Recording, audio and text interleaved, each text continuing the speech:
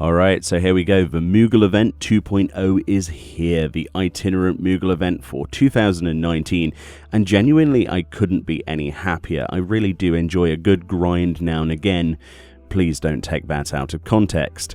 So you can check out the rewards on my previous video where I painstakingly showed them all off. But this time around, let's look at how easy it is to get these irregular tomestones in the game. So irregular tomestones of philosophy is the actual currency we need this time around once again, and our choices for actually farming this are a little bit broader than last time. But ultimately, will any of this actually make a difference to what we spam? As you can see on the website, and indeed now in the game since it's live, the Praetorium, i.e. the hour-long cutscene fest, gives you a whopping 10 tomestones. Or you can do the storyline dungeon's uglier brother Meridanum for 7 tomestones. Both of these are fine options if you want to do them back to back, but me personally, I have way more to do with my life than do Praetorium 10 times back to back for the Mamasheba earring. Realize that's at best a 10-hour grind if you had instant queues of just Castrum Praetorium. That would be painful, I assure you, but I'm sure some people will actually want to do that. So we have PvP entering the fray as another option then for farming these tomestones. We could do one of the 3 PvP maps, so Secure, Seize or Shatter, and this actually changes every day at 4 PM which one you can actually queue up for. We also have Hidden Gorge added to this list, which could actually be a great opportunity to get the gorilla mounts at the same time as the tomestones in this event. If people actually queue up for it, of course, that remains to be seen. All of the PvP stuff then here gives 5 irregular tomestones, so half as much as Praetorium runs.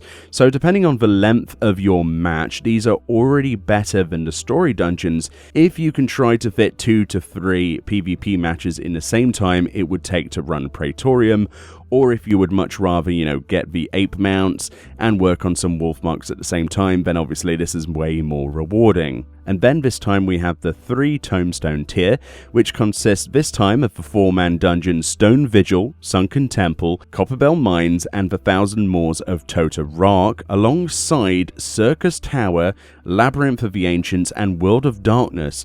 So ultimately, what should you possibly do? It's a lot tougher to actually boil it down this time in terms of time management, but yeah, it's probably going to be Circus Tower spamming back to back once again.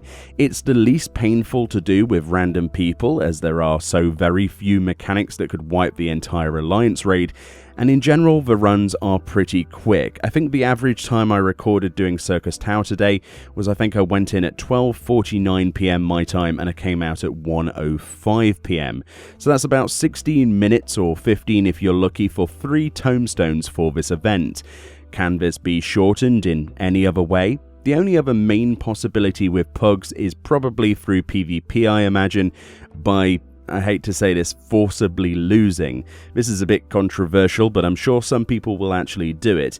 If you just had a group of people and they went completely AFK in Seize or Shatter or something, it should end fairly quickly if the other team is capping.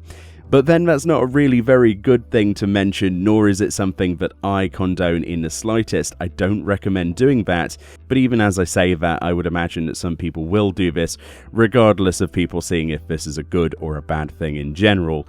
People will find a way to speed this grind up, and they will use it.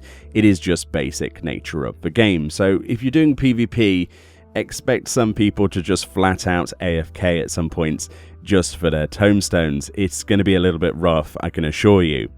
The last method then, which actually worked last time around, was to actually take 4 blue mages into a dungeon, or effectively 2 blue mages and a tank and a healer, and queue in a preform duty for the 4-man dungeons. Remember, if you already have a party filled, then you can actually do content as a blue mage. It's just when you're solo, you cannot queue with the duty finder, because obviously, that would be a bit broken. But then that method relies on having 3 other people to spam the content with, and potentially them even playing Blue Mage in the first place, which is something that in itself is something that not everybody takes part in, for obvious reasons. So what are you planning to do for your tomes? Are you going to use this as an opportunity to level some of your classes through the alliance raids or dungeons or whatever? Are you going to use this opportunity to grind PvP wolf marks for some items from the vendor? And hopefully even the ape mounts from Hidden Gorge. I mean, I'd love to do that personally. If people actually queue for it, we'll have to wait and see what the queue times are like at peak times.